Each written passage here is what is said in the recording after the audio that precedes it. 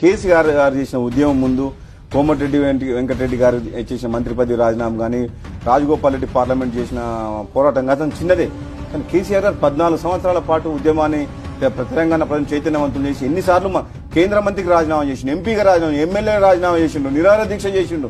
ఎన్ని రకాలుగా చేయాలో కేసీఆర్ గారు అంత కష్టపడి అంటే ఎందుకంటే 12 సంవత్సరాలు సుదీర్ఘమైన కాలంలో ప్రజల కోసం తాను కూడా చాలా కమిట్మెంట్ తో ఎన్ని పొలిటికల్ క్రైసిస్ వచ్చినా కూడా నిలదొక్కుని దాన్ని ముందుకు తీసుకెళ్ళి ఆయన ఉన్నాడు కాబట్టి ఎవరైనా ఇచ్చిండ్రు. అది అతిశయోక్తి ఏం కాదు, ఒప్పుకోవాల్సింది. అంటే నేను రాజకీయ నాయకుడికి ఒప్పుకోకపోయినా వాస్తవం మాత్రం అదే.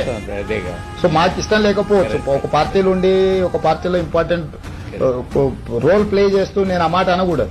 కానీ ఈరోజు తెలంగాణ రాష్ట్రం వచ్చిందంటే చంద్రశేఖరరావు గారి కృషిని ఎవరు కాదనలేదు, నేను కూడా ఇంక్లూడింగ్. అంటే అది ఇక మనం వ్యక్తిగతంగా ద్వేషమో లేకపోతే ఆయన చిన్న చేసి చూడడమో లేకపోతే ఇక మనకు ఆ ఉద్యమం పట్ల అవగాహన లేకపోవడం ఏదైనా అవుతుండొచ్చు. అట్లాంటి వ్యక్తే ఈ రాష్ట్రానికి ముఖ్యమంత్రి అయింది. చంద్రశేఖరరావు గారిని ఢీ కొట్టగలిగిన నాయకుడు తెలంగాణలో ఎవరూ లేరు, శూన్యత ఉందని ప్రజలు భావిస్తున్నారు. ఇవాళ అలాంటి కేంద్ర మంత్రి పదవిని కూడా గడ్డిపోచలాగా తెలంగాణ ప్రాంత ప్రయోజనాల కోసం విశ్లేషణ కదా. ఎన్నిసార్లు ఎంపీలకు రాజీనామా చేశారు, ఆత్మగౌరవం కోసం ఎన్నిసార్లు ఎమ్మెల్యేలకు రాజీనామా చేశారు.